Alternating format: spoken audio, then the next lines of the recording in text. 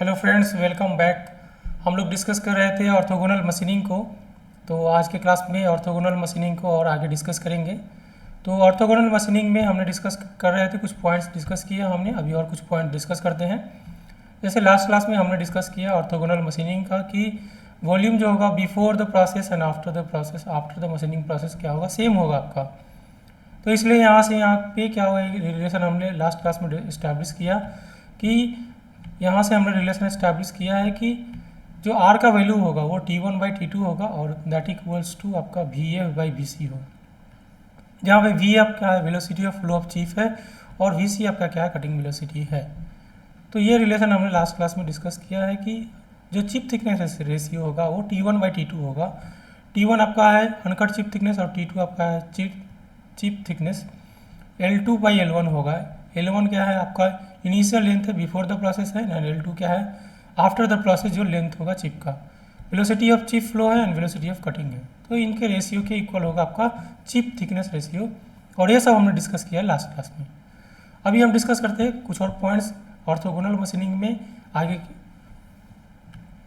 तो triangle ABC में हम डिस्कस कर सकते हैं। ABC में जो फाई है, अगर हम ABC में बात करेंगे तो साइन फाई जो हो जाएगा वो साइन फाई ABC में BC/C BC/AB हो जाएगा। और BC को आप लिख सकते हैं T1, BC को T1 लिख सकते हैं तो T1/AB हो जाएगा। AB को हम length of shear plane zone कह सकते हैं, तो ये LS लिख सकते हैं इसको। AB = LS हम लिख सकते हैं, जो कि लेंथ ऑफ शियर प्लेन है। तो AB को यहाँ से लेंथ ऑफ शियर प्लेन लिख सकते हैं, that is equals to LS। तो यहाँ से AB को LS लिख सकते हैं, तो AB हम LS के इक्वल लिख सकते हैं, तो LS = T1/sin φ हो गया।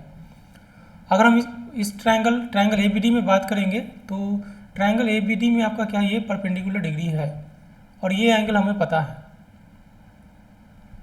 ये पूरा एंगल पता है। ये एंगल फाई है, सॉरी एंगल है अल्फा, और ये एंगल पता है हमें कि ये एंगल कितना हो जाएगा, 90 डिग्री माइनस फाई।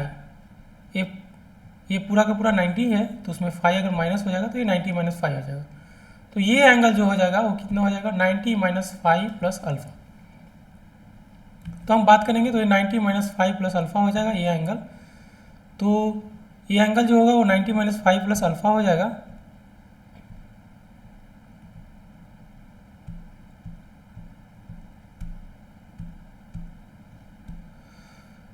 तो यहाँ से फिर हम आगे और डिस्कस करते हैं। तो साइन 90 - फाई प्लस अल्फा जो हो जाएगा BD/AB होगा। BD का वैल्यू कितना हो जाएगा, BD T2 के इक्वल हो सकता है, तो BD का वैल्यू हम T2 के इक्वल ले लेंगे। तो BD को T2 के इक्वल ले लेंगे, तो यहाँ से T2/AB हो जाएगा। AB हमारा क्या, लेंथ ऑफ शियर प्लेन है, तो LS हो जाएगा। तो यहाँ से T2/cos φ माइनस अल्फा = LS हो जाएगा। साइन 90 - फाई माइनस अल्फा = हो जाएगा आपका cos φ माइनस अल्फा। हमें पता है साइन 90 - थीटा = cos थीटा होगा, तो यहाँ पे थीटा की जगह क्या है, फाई माइनस अल्फा है। तो LS का यहाँ से इतना रिलेशन हो गया। तो दो कंडीशन में LS का रिलेशन है हमारे पास। तो दो कंडीशन में रिलेशन है LS का। LS का रिलेशन यहाँ पे एक है और दूसरा रिलेशन यहाँ पे LS का। तो इन दोनों कंडीशन में हम आपस में इक्वल करेंगे तो LS का रिलेशन ऐसा हो जाएगा, T1/sin φ = T2/cos φ माइनस अल्फा। तो यहाँ से अगर हम इस रिलेशन को लेकर चलेंगे आगे हम एडवांस करेंगे इस रिलेशन के साथ, तो एक रिलेशन एक फाई निकालने के लिए हम रिलेशन एक जनरेट करेंगे। तो देखते हैं आगे कि क्या रिलेशन है। अगर हम बात करेंगे कि ये हमारा T1/sin φ = T2/cos φ माइनस अल्फा है, तो यहाँ से T1/T2 = sin φ/cos φ minus alpha हो जाएगा। इस T2 को और इस साइन अल्फा को हम म्यूचुअली हम क्या करें, इसको डिस्प्लेस कर दिए, तो यहाँ से इसका रिलेशन होगा। T1/T2 हमें पता है कि इसका वैल्यू कितना हो जाएगा, ये R हो जाएगा। T1/T2 का वैल्यू कितना होगा, R हो जाएगा। तो यहाँ से sin φ/cos φ minus alpha = R हो जाएगा। तो R = sin φ/cos minus alpha हो जाएगा।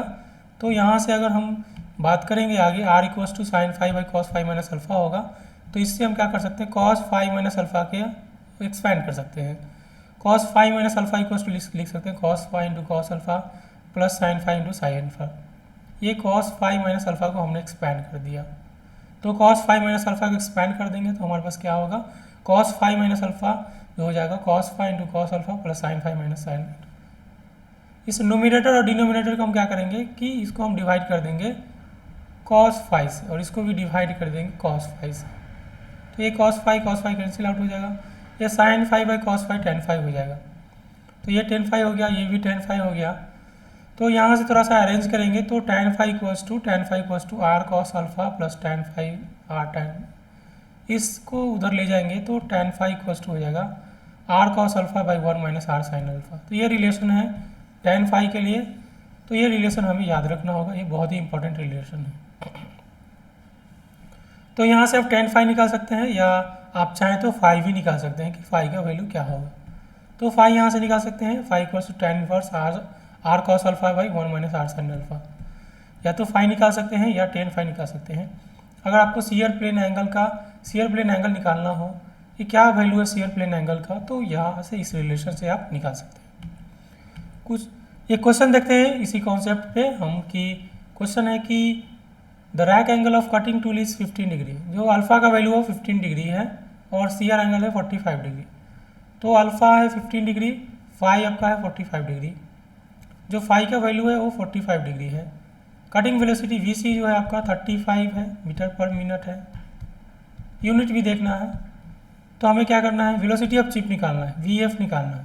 हमारे पास ये रिलेशन है, ये वैल्यूज़ दिया है और हमें वीएफ का वैल्यू निकालना है। आर इक्वल्स टू हमें पता है V F by V C होता है, R equal to sine phi by cos phi minus alpha भी होता है। अभी हमने रिलेशन देखा कि R equals to sine phi by cos phi minus alpha, तो यहाँ से sine phi by cos phi minus alpha equals to V F by V C होगा।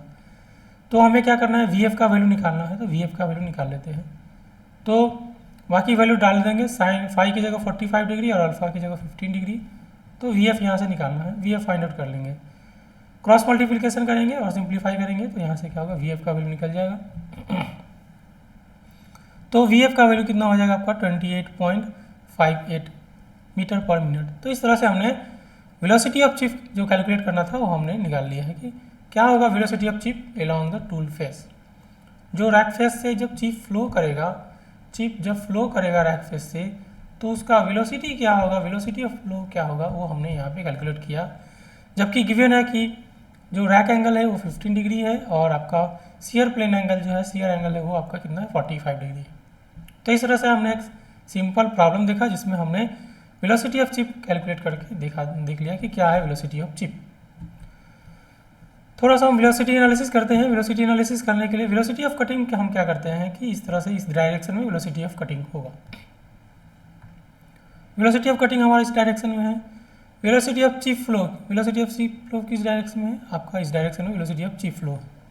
इस डायरेक्शन में वेलोसिटी ऑफ चिप फ्लो है और आपका इस डायरेक्शन में आपका क्या है, वेलोसिटी ऑफ चिप फ्लो और इस डायरेक्शन में वेलोसिटी ऑफ सीयर है। तो ये वेलोसिटी ऑफ सीयर इस डायरेक्शन में है, वेलोसिटी ऑफ कटिंग इस डायरेक्शन में, वेलोसिटी ऑफ चिप फ्लो इस डायरेक्शन में। तो अगर हम क्या करेंगे, यहाँ से एक ट्रायंगल बनाएंगे तो ये एक ट्रायंगल बनेगा। यहाँ पे वी एस है, यहाँ पे वी एफ है और यहाँ से वी सी। तो वी सी और वी एस के बीच में हमें पता है कि एंगल कितना है, फाई है, एंगल फाई है, सीयर प्लेन एंगल। जो वी एस और वी सी के बीच में जो एंगल है वो क्या है, सीयर प्लेन एंगल, और वो है हमारे पास फाई। अभी हम देखेंगे कि अल्फ़ा कहाँ है। अल्फ़ा क्या है, तो अल्फ़ा क्या वर्टिकल के साथ एंगल है, तो वर्टिकल के साथ एंगल कितना है, अल्फ़ा। तो ये वेलोसिटी ऑफ फ्लो का एंगल है। वर्टिकल के साथ कितना है, अल्फ़ा, तो ये वर्टिकल के साथ अल्फ़ा है। यही आपका चिप फ्लो वेलोसिटी है। तो ये अल्फ़ा है, तो ये वैल्यू कितना हो जाएगा 90 डिग्री माइनस अल्फ़ा। तो ये वैल्यू आपका कितना हो जाएगा 90 डिग्री माइनस अल्फ़ा। तो ये वैल्यू कितना हो जाएगा आपका, ये 90 माइनस अल्फ़ा हो गया। तो ये आपका कितना हो जाएगा, ये 90 माइनस अल्फ़ा है, ये फाई है, तो 180 माइनस 90 माइनस अल्फ़ा है। तो यहाँ से ये एंगल हो जाएगा आपका साइन 90 डिग्री, ये आपका हो जाएगा 180 डिग्री, ये एंगल जो हो जाएगा माइनस और 90 डिग्री माइनस अल्फ़ा और माइनस फाई। इसको और सिंप्लीफाई करेंगे तो कितना हो जाएगा, ये 90 हो जाएगा और माइनस होगा, ये अल्फ़ा प्लस में हो जाएगा, प्लस में हो जाएगा और फाई माइनस में हो जाएगा। या इसको लिख सकते हैं 90 degree minus phi minus alpha. तो अभी साइन प्रिंसिपल लगाते हैं, इसका वैल्यू हमें पता है। तो हमें पता है कि इस एंगल के सामने जो साइड होगा वो साइन के साथ इक्वल होंगे। तो इस तरह से रिलेशन होगा V F by sine phi, V F by sine phi, V F by sine phi equals to होगा आपका V C by a angle. तो वी सी बाई साइन का ए एंगल और ये V S by a angle. V S के सामने कौन सा एंगल है, 90 डिग्री माइनस अल्फा, तो ये एंगल। इसको सिंप्लीफाई भी कर सकते हैं, सिंप्लीफाई करेंगे तो ये रिलेशन हमारे पास आ जाएगा। तो ये रिलेशन इंपॉर्टेंट है, या तो हम ये इस ट्रायंगल को याद रख सकते हैं, ट्रायंगल को हम याद कर सकते हैं, या ये जो फॉर्मूला है इसको याद कर सकते हैं। इससे हमें क्या होगा, अगर वेलोसिटी ऑफ कटिंग गिवन है, वेलोसिटी ऑफ शियर दिया है, तो हम क्या कर सकते हैं, वेलोसिटी ऑफ फ्लो कैलकुलेट कर सकते हैं। तो वेलोसिटी का और एंगल का यहाँ पे रिलेशन है, जो भी अननोन होगा हम उसका कैलकुलेट कर सकते हैं, इजीली फाइंड आउट कर सकते हैं। तो हमने यहाँ पे वेलोसिटी एनालिसिस किया है, यहाँ से V F by V C जो हो जाएगा वो sine phi by cos minus alpha होगा। ये रिलेशन हमने पहले भी इस्टेब्लिश किया है, देखा है। तो यहाँ से वो देख सकते हैं कि रिलेशन सही है और साइन प्रिंसिपल भी वैलिड है यहाँ पे। अभी हम थोड़ा सा फोर्स एनालिसिस करते हैं कि फोर्स एनालिसिस क्या होगा। तो यहाँ पे फाई है और ये यहाँ पे फाई है और ये अल्फा एंगल है रैक फेस के साथ, जो आपका वर्टिकल के साथ रैक फेस का जो एंगल है वो अल्फा है और ये शियर प्लेन एंगल आपका फाई है। तो जो फ्रिक्शनल फोर्स होगा, जो एलॉन्ग द आपका रैक फेस जो फोर्स होगा फ्रिक्शनल फोर्स, वो हम मान लेते हैं कि हमारा एफ है। एफ क्या है, फ्रिक्शनल फोर्स है। तो frictional force along rake face to overcome friction at chip flow interface. जब चिप फ्लो करेगा, तो चिप जब फ्लो करेगा, चिप का जब फ्लो होगा तो क्या करेगा, रैक फेस पे इस पे मोशन है, ये मूव कर रहा है रैक फेस पे, चिप क्या कर रहा है, फॉरवर्ड डायरेक्शन इस तरह में मूव कर रहा है। तो फ्रिक्शनल फोर्स क्या होगा, उसके रिवर्स डायरेक्शन में लगेगा। तो रिवर्स डायरेक्शन में देखिए एक फ्रिक्शनल फोर्स इसमें लगेगा, तो फ्रिक्शनल फोर्स उसके रिवर्स डायरेक्शन में लगेगा। उसी तरह से यहाँ पे नॉर्मल रिएक्शन भी आपका होगा, normal force normal to the F, F के नॉर्मल जो फोर्स होगा वो नॉर्मल रिएक्शन होगा। जहाँ पे हमें पता है कि जो म्यू अगर कोएफिशिएंट ऑफ फ्रिक्शन है तो mu equals to F by N होगा and that equals to tan beta, जहाँ बीटा आपका क्या है, फ्रिक्शन एंगल है। तो एफ और एन, एफ क्या है, फ्रिक्शनल फोर्स है, या एन हमारा क्या है, नॉर्मल रिएक्शन है, उनके बीच का एंगल क्या है, बीटा है, जो कि फ्रिक्शनल एंगल है। और हमें पता है mu equals to Coulomb's law से हमें पता है कि mu equals to F by N आपका होगा। तो इस तरह से ये हमारा एफ है और ये हमारा एन है, फ्रिक्शनल फोर्स पे नॉर्मल रिएक्शन हमारा एन है, इन दोनों का रिजल्टेंट क्या है, आर है। और जो फ्रिक्शनल एंगल है बीटा है, वो नॉर्मल रिएक्शन के साथ बीटा एंगल है, ऐसे रिजल्टेंट के साथ जो नॉर्मल बनाता है वो बीटा है, और जो कि हमारा फ्रिक्शनल एंगल है। तो यहाँ पे हमने डिस्कस कर लिया कि ये नॉर्मल रिएक्शन है जो कि फ्रिक्शनल फोर्स पे परपेंडिकुलर है, इनका जो रिजल्टेंट है नॉर्मल के साथ जो एंगल बनेगा वो भी हमारा फ्रिक्शनल एंगल होगी, और वो एंगल हमारे पास बीटा है। तो यहाँ पे हमारे पास और भी फोर्सेस लगेंगे, शियर फोर्स लगेंगे। शियर फोर्स कहाँ लगेंगे, ये long the shear plane, along the shear plane क्या होगा, शियर फोर्स लगेगा। शियर फोर्स पे परपेंडिकुलर एक फोर्स होगा जिसको normal to the shear force लगेंगे। फोर्स नॉर्मल टू जो शियर फोर्स होगा दैट इज एन एस, ये नॉर्मल टू शियर फोर्स होगा, और इनका रिजल्टेंट भी आपका क्या हो जाएगा, आर होगा। यहाँ पे एंगल फाई हमें पता है कि एंगल फाई है, ये एंगल कितना हो जाएगा आपका। फिर हमारे पास एक फोर्स होगा कटिंग फोर्स, और दूसरा क्या होगा हमारे पास, थ्रस्ट फोर्स।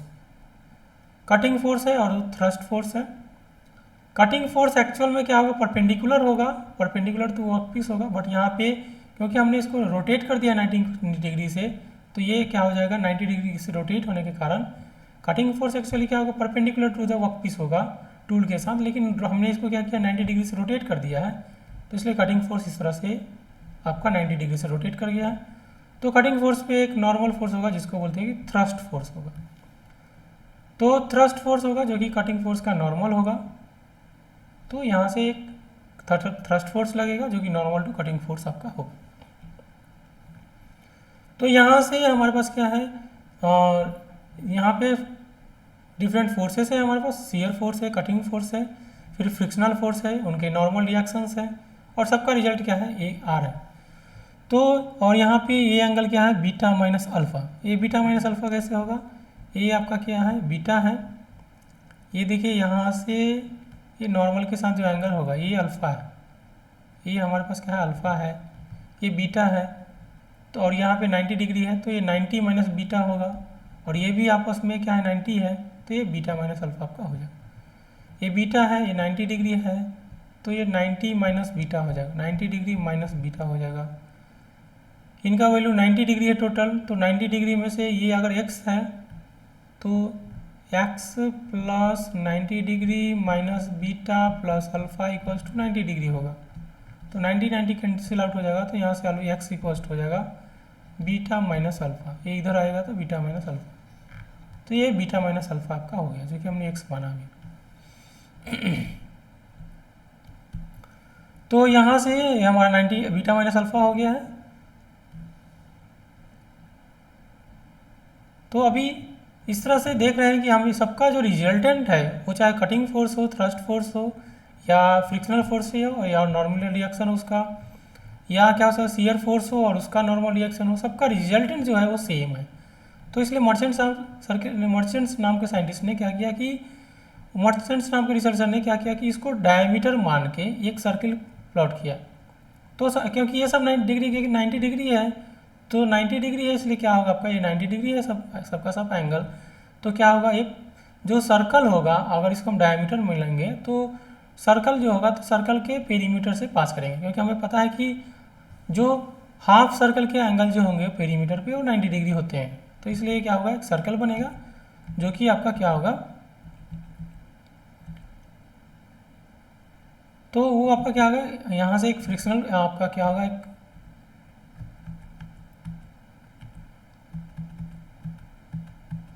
एक सर्कल बनाएंगे यहाँ पे, और वो सर्कल जो होगा ये सर्कल होगा, और वो सर्कल क्या करेगा, पास करेगा। तो यहाँ से एक सर्कल बना भी सकते हैं हम लोग, जिसको हम बोलते हैं मर्चेंट सर्किल है। ये हमारा क्या है, मर्चेंट सर्किल है, और जो कि ये जो पॉइंट्स है उनसे पास करेगा, क्योंकि ये वो 90 डिग्री है, तो यहाँ से ऐसे पास करेगा।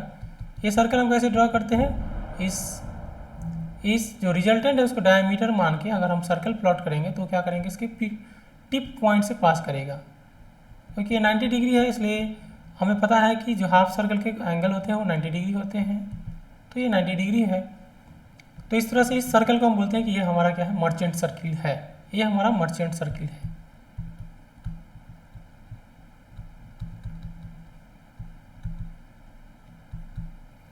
तो ये हमारा मर्चेंट सर्किल हो गया। थोड़ा सा और स्टडी करते हैं मर्चेंट सर्किल के बारे में और देखते हैं। तो इसमें क्या करते हैं कि ये हमारे पास हम जो भी हॉरिजॉन्टल कंपोनेंट ऑफ फोर्स है उसको FH से रिप्रेजेंट करते हैं, जो कि हमारे पास हॉरिजॉन्टल एक्चुअल में देखेंगे तो वो FT है, थ्रस्ट फोर्स है। और जो भी वर्टिकल कंपोनेंट ऑफ फोर्सेस है वो हमारा क्या है, वो कटिंग फोर्सेस है। क्योंकि यहाँ पे 90 डिग्री से रोटेट हो गया है, इसलिए हॉरिजॉन्टल वर्टिकल हो गया, वर्टिकल हॉरिजॉन्टल हो गया। तो यहाँ पे जो हॉरिजॉन्टल है वो एक्चुअल में वर्टिकल है, तो जैसे FC यहाँ हॉरिजॉन्टल है तो एक्चुअल में वर्टिकल है। तो जो वर्टिकल कंपोनेंट ऑफ फोर्सेस है वो FV है, और जो हॉरिजॉन्टल कंपोनेंट ऑफ फोर्सेस है वो FT है। तो ये एबव जो भी फोर्सेस एक्चुअल फोर्सेस आर जो above forces are actual forces, but अगर हम मेजर करेंगे तो मेजर करना इसका डिफिकल्ट होगा। तो मेजर करने के लिए हम क्या कर सकते हैं, या तो वर्टिकल फोर्स या वर्टिकल फोर्स और हॉरिजॉन्टल फोर्स हम मेजर कर सकते हैं। तो अगर हम इसको कंपोनेंट्स में डिवाइड कर देंगे तो F और N को अगर हम डिवाइड कर देंगे FC और FT के टर्म में, FC और FT के टर्म में अगर हम डिवाइड कर देंगे तो जो भी आपका इस डायरेक्शन में फोर्स है तो इसका क्या होगा कि F का एक कंपोनेंट फोर्स आएगा, F का इस डायरेक्शन यहाँ पे एक फोर्स आएगा और एक डायरेक्शन एक फोर्स इधर होगा। तो यहाँ से क्या होगा, जो FC होगा और FT होगा, तो F को आप क्या कर सकते हैं, FC और FT के फॉर्म में लिख सकते हैं। F को आप FC और FT के टर्म में लिख सकते हैं। फिर N को भी लिख सकते हैं FC और FT के टर्म में, FS को भी लिख सकते हैं, NS को भी लिख सकते हैं, क्योंकि FC और FT क्या है कि परपेंडिकुलर प्लेन्स है और मेजर यूजिंग डायनामीटर। हम डायनामीटर को लगा के कटिंग फोर्स और थ्रस्ट फोर्स जो होते हैं उसी को मेजर करते हैं। तो बाकी जो फोर्सेस है उसको कटिंग फोर्स और थ्रस्ट फोर्स के टर्म में इस तरह के कंपोनेंट के फॉर्म में लिख सकते हैं।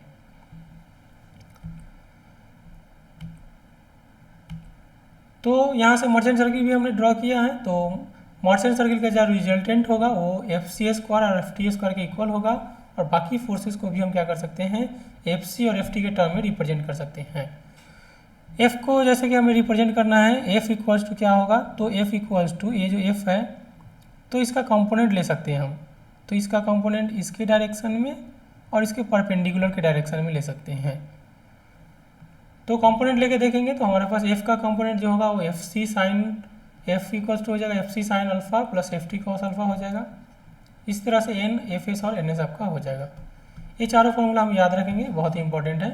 कंपोनेंट के टर्म में अगर निकलेंगे तो आ जाएगा आपको। तो हमने क्या किया, एफ सी और एफ टी को इस तरह से हम एफ सी और एफ टी को हम क्या कर सकते हैं, यूज करके हम क्या कर सकते हैं, एफ एन एफ एस और एन एस को हम जो भी कंपोनेंट ऑफ फोर्सेस है उसको हम एफ सी और एफ टी के टर्म में रिप्रेजेंट कर सकते हैं, क्योंकि यही वो फोर्स है जिसका हम डायनामोमीटर का यूज करके या स्पेयरिंग बैलेंस का यूज करके हम इसको मेजर कर सकते हैं।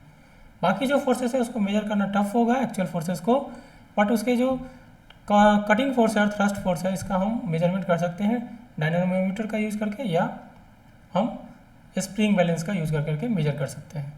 यहाँ पे जो रिजल्टेंट होगा वो रिजल्टेंट कटिंग फोर्स के और थ्रस्ट फोर्स के स्क्वायर का स्क्वायर रूट होगा आपका, और ऐसे भी हम रिजल्टेंट कैलकुलेट करते हैं। यहाँ क्योंकि इसका रिजल्टेंट है तो पाइथागोरस थ्योरम से हम देख सकते हैं कि R square equals to F C square plus F T square हो जाएगा, क्योंकि सब फोर्सेस है तो आर स्क्वायर इक्वल्स टू ऐसा होगा। तो यहाँ से हम इसका रिजल्टेंट भी कैलकुलेट कर सकते हैं।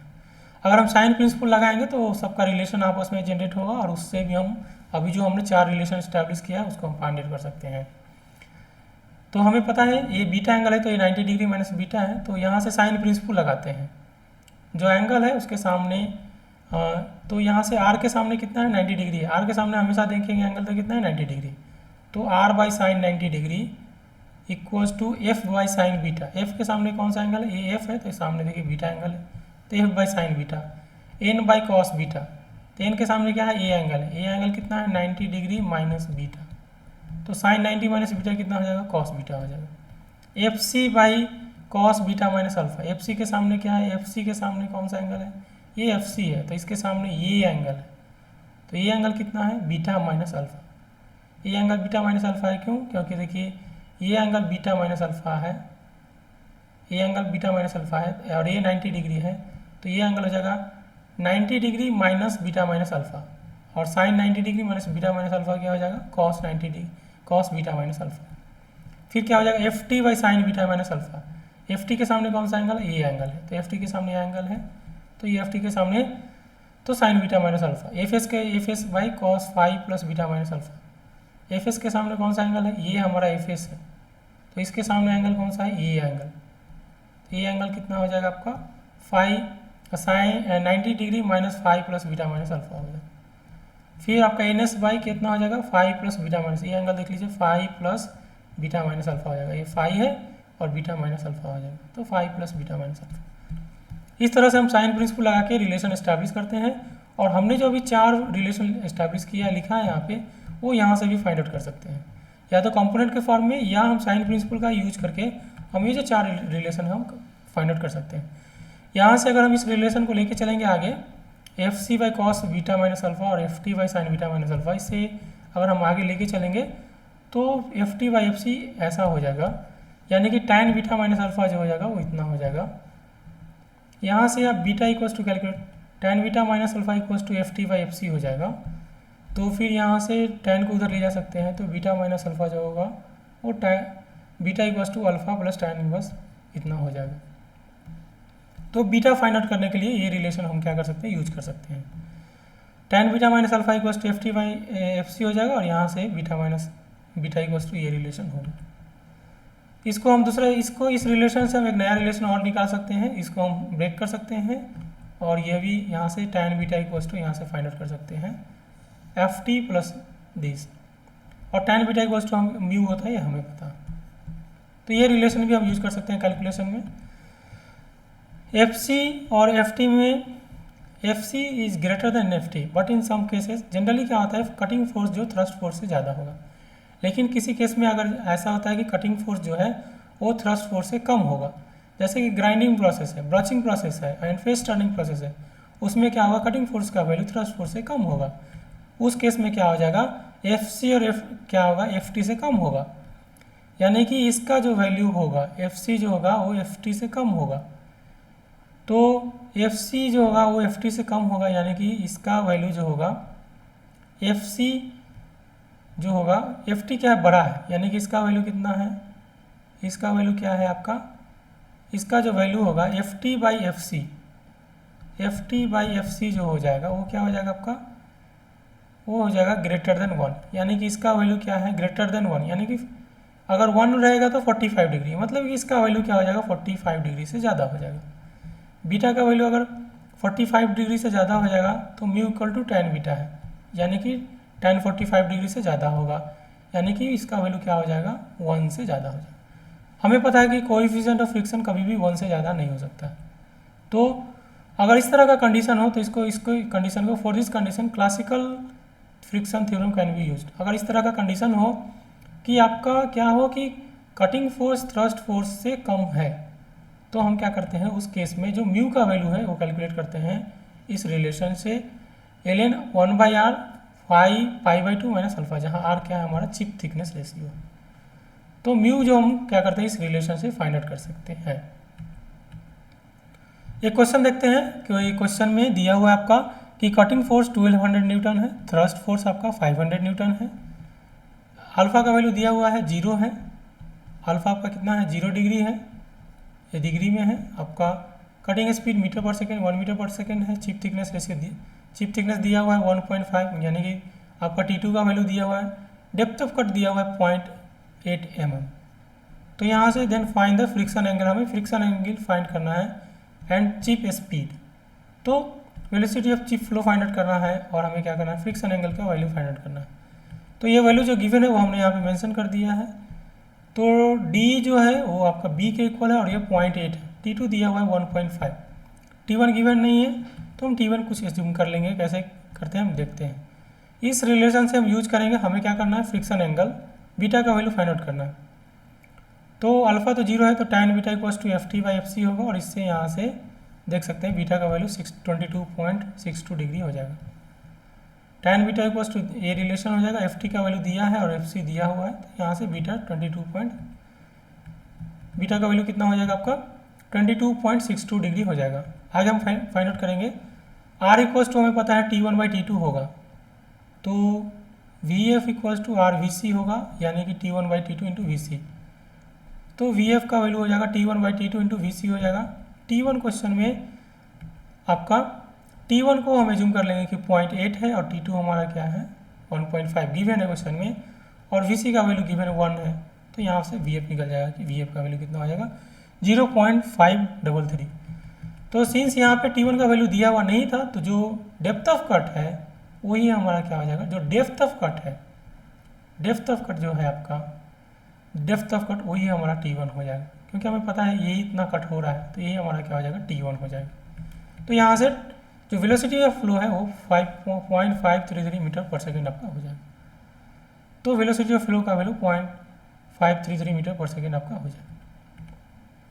तो इस तरह से हमने आज के क्लास में देखा फोर्स एनालिसिस को और वेलोसिटी एनालिसिस को, और हमने देखा मर्चेंट सर्किल को और हमने मर्चेंट सर्किल भी ड्रॉ किया। हमने देखा कि जो एक्चुअल फोर्सेस हैं वो आपका कटिंग फोर्स और थ्रस्ट फोर्स कैसे कैलकुलेट कर सकते हैं डायनामोमीटर का यूज करके, या स्प्रिंग बैलेंस का यूज करके हम कैसे कैलकुलेट कर सकते हैं वो भी हमने देखा। तो आज का क्लास यहीं पे क्लोज करते हैं। नेक्स्ट क्लास में हम लोग डिस्कस करेंगे स्ट्रेस एंड स्ट्रेन एनालिसिस। तो thank you so much for attending the class. See you in the next class. Thank you so much.